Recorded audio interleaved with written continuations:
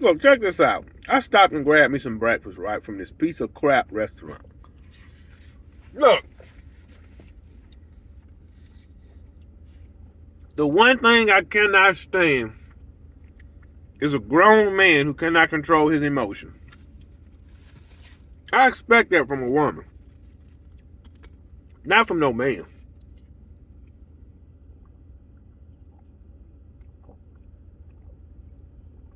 This guy, right? This low life. I'm in here, order some breakfast. See, listen. Some people, when it come down to you making them food, you can't satisfy them. They gonna do that. They gonna dig through the plate. Hey, did you guys put pepper on the eggs? No, you said no pepper, sir. What is this? This is pepper. I just can't eat this. And not only that, it was an eggshell. I almost chipped my tooth. This is what the guy's saying now. I almost chipped my tooth. I just don't want it. Can I just get a refund? Sir, we haven't charged you yet. But I just don't want it. Look, I don't care if you here watching this. You can't whoop me. I don't care if you here watching this video. You can't whoop me. He was in a black crew cab, Power Stroke, the what you call them doggone trucks? The King Ranch, and he was pulling a gooseneck. I think probably like a 30-foot trailer. It was empty. It's a reason your trailer is empty. So he get mad, run out there to his truck, fired up, throw it in gear. Look, spinning tires out the parking lot. Pulling the gooseneck. I can't stand a grown man who can't control his doggone emotions. He want to act like a woman. Can't control his emotions.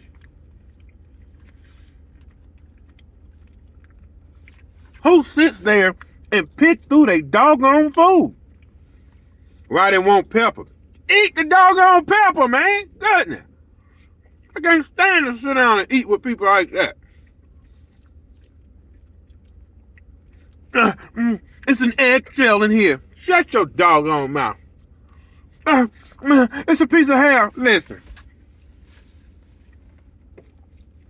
If it's an eggshell, some pepper, a piece of hair, look.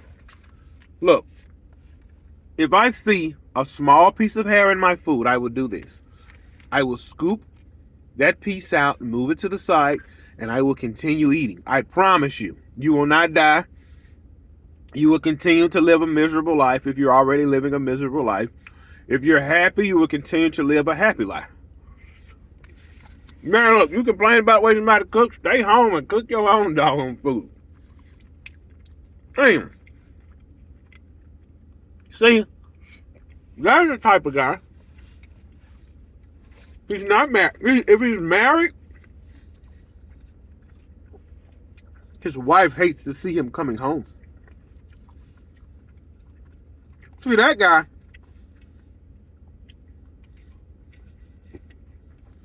he's the Chuck in his industry. Think about it now. Think about it. What kind of grown man can control his emotions? I'm seeing that a lot in today's society. The men in this generation have become weak. They have. They have become weak. Think about it like this. You got women out there on their grind, grinding, working, 2 jobs, got their own place, nice car.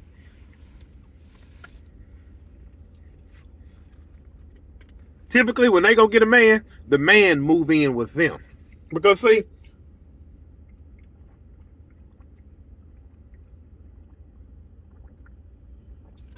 I'm going to break it down to you. The men in this society are lazy. Okay, let me explain it.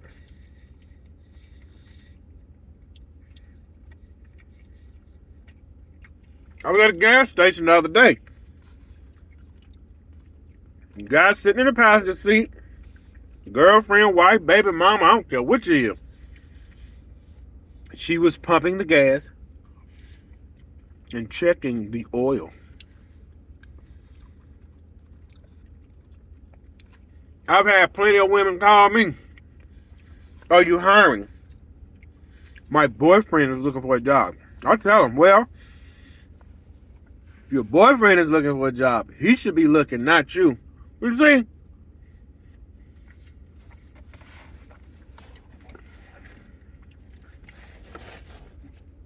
All of this stems back to broken homes. Let me show you what I mean. When you remove a father out of the house, see, the kids grow up any kind of way. But see, it is in a woman to love and nurture a child. It is in a man to make that child grow up with discipline, motivation, and what you call that? What's that other word I'm looking for?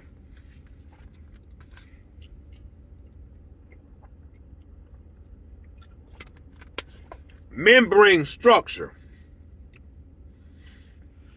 You see, if my child is riding a bike and they fall off, I got girls, by the way. And yes, I am hard on my girls. I'm not raising my daughters to rely on your sorry son. So look, my daughter riding a bike, and they fall, they start crying. I don't run up to them and coddle their feelings. I tell them to get up and try it again. For instance, I don't know why they gave me this. One of my daughters, it's only one, she's scared to go in the kitchen by herself. I don't know why. So I do this on purpose. I say, hey, take this in the kitchen and throw it in the trash for me. She starts whining. When she get halfway to the kitchen, I close the door. Why? Because I'm teaching you as nothing to be afraid. I'm teaching you to face your fears. There's nothing to be afraid of in the kitchen. You see, some of you allow your kids to be afraid of the dark. You have to remember, they was born in the dark in the womb.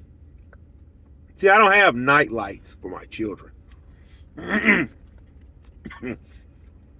What you see? When they're a baby, when they're a newborn, sleep in the dark. I'm not about to change that. Continue sleeping in the dark. Face your fears. So,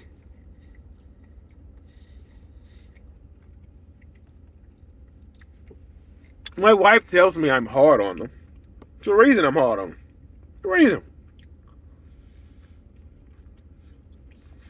See,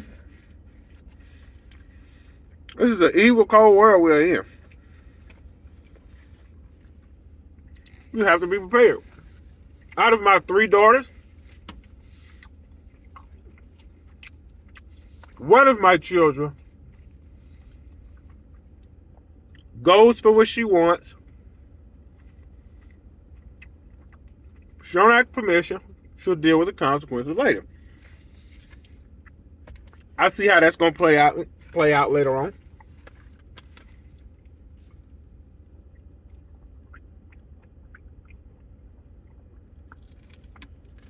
Another one of my daughters, she kind of gives up a little easy. I'm working on that.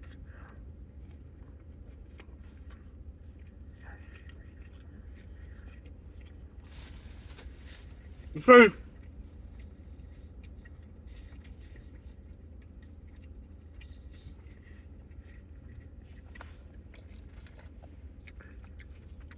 you are what you look. What your parents raised you to be, you can either do that times 10 or you can go the opposite. I mean, I was taught to work. My father, he had his shortcomings and his downfalls. That was the one thing he instilled in me and he ain't play about. Work. Work, son, work.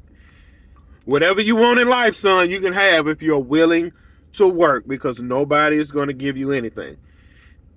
There's a lot of stuff my father didn't give me. See, my father didn't buy my first car. He bought my 3 sisters their car. I had to go get mine. And when I went and got mine, guess what? This is what I said. I said, this is my car. So whenever you feel as though you want to punish me, you can't take my car that I paid for. Couldn't do nothing but respect it because I was right. When it was time for me to go to college and enroll in the welding course, I didn't say, Mom and Dad, can you pay for me to go to school? You know what they told me? Better go down there and see if we can try to get some financial assistance.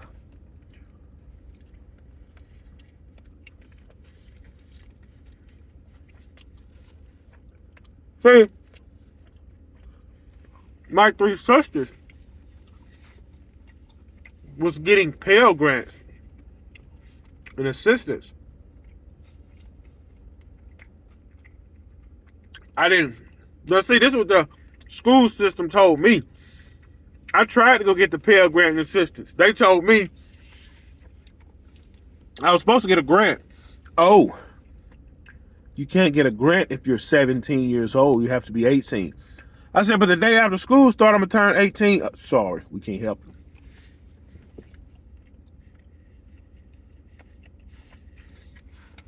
I always reverted back to what my father told me. I'm grateful for my father. Go out there and get what it is you want and work for it, because anybody's going to give it to you. Listen here. I had a job at Taco Bell. And I had a job as a janitor on the side. I was doing this all through high school. I said, you know what? I'm going to turn up. I worked Taco Bell Monday, Tuesday, Thursday, Friday, Saturday.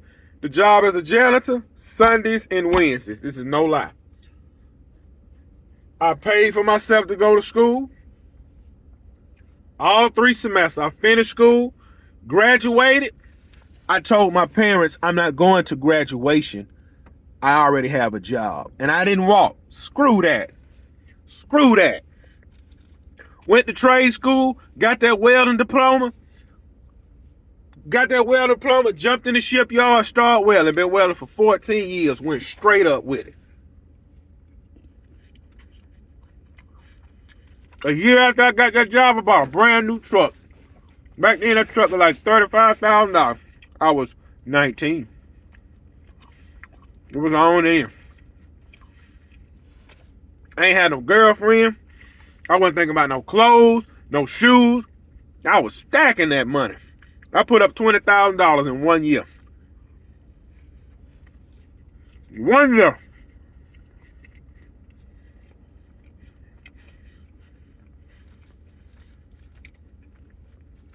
But I was living good then. But guess what happened? You see, that work ethic my father instilled in me, I was still staying at home with my parents. I was giving my mama $400 a month for rent. I was like, look, $400 a month for rent, and I'm going to buy my own groceries. But I was putting that money up. You see, when my sisters fell on hard times, who do you think they came to? The one who never really got much growing up. What the hell, man? Listen. Boy, if I have a son, I'm putting him through the trenches. I promise I am. Look, I was in high school wearing shoes from Walmart and Kmart. Not embarrassing that was? Man, look. Look. My first Taco Bell check was $4.95 every 2 weeks. I was making $4.95 every 2 weeks in high school. I was making $4.95 every 2 weeks in high school.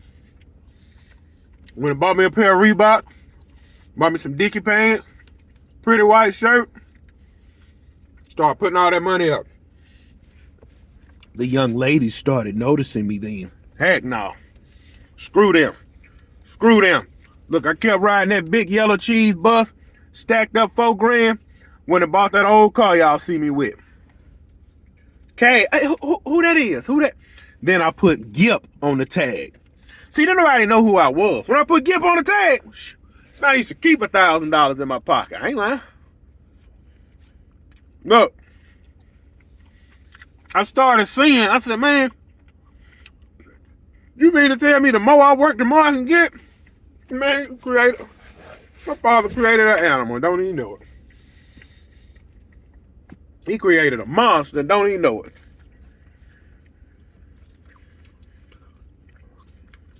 And I see that today on a whole nother scale. Man, listen here. If I have a son, I'm going to put him through the same thing. I'm not buying you name brand nothing.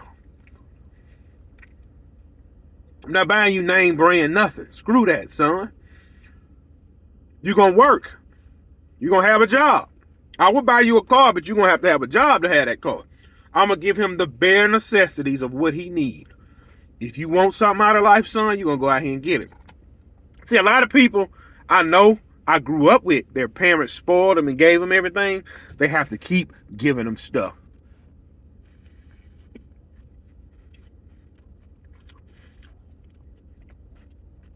You see,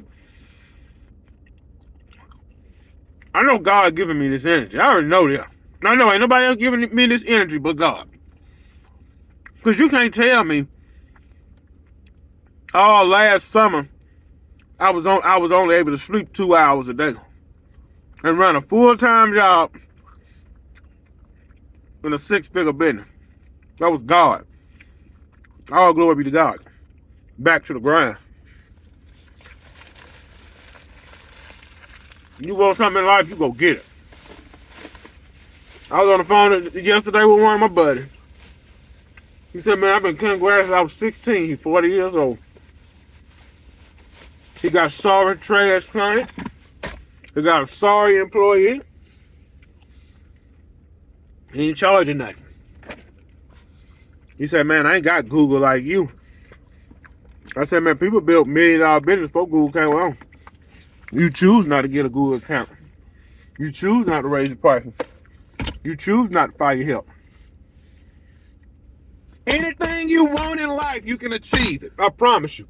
If God wake you up in the morning with health and strength, and it's something you want to do, you can achieve it. A lot of y'all is just lazy and sorry. That's the root of it right there. A lot of y'all is lazy and sorry. You want to lay up under that woman. Oh, man, screw that. Listen here, bro. Man, look, I'm telling you. I'd be a dangerous man if I wasn't married with kids. All I would do 7 days a week is grind. And it's not about the money. Screw the money. I just love the grind. I love stepping in that rich man world, making his dreams come true, and he giving me cash when it's over. I love stepping in that rich man world. He say, man, can you build me a flower bed all the way around my house with plants, rocks, and mulch? And I give him that bill of $4,200. I step in that rich man world and make his dream come true. Then I step back out. Then I get another call. I step in this guy's world, give him an $800 landscape job, and I step back out. And I step in this man's world with $1 million house. I keep the property looking pristine while all his rich buddies say, man, who maintain your yard? And then when they call me with the foolishness, I say, oh, my schedule's full, or I fire them. I love stepping in other people's world like that and taking over and running the show. I don't care nothing about the money. Screw the money, man. Worried about the money. If I wanted the money, I'd have been all the way in Goshen State taking them boys' clients. I'd have been all the way in Biloxi taking them boys' clients. I'd have been in Gulfport taking them boys. If I was just about the money, I could have had 200 properties right now if it was just about the money. I got a guy calling me yesterday. Hey man, you can come back and cut my yard. He want once every 3 weeks. If I was just about the money, I just been taking a little $80 to keep rolling. It's not about the money. It's about the grind, the brand, and the hustle. I don't care nothing about the money. I love the grind. I'm telling y'all, if I was to hit the lottery tomorrow for $100 million, I'd be miserable because it's nothing else to grind for.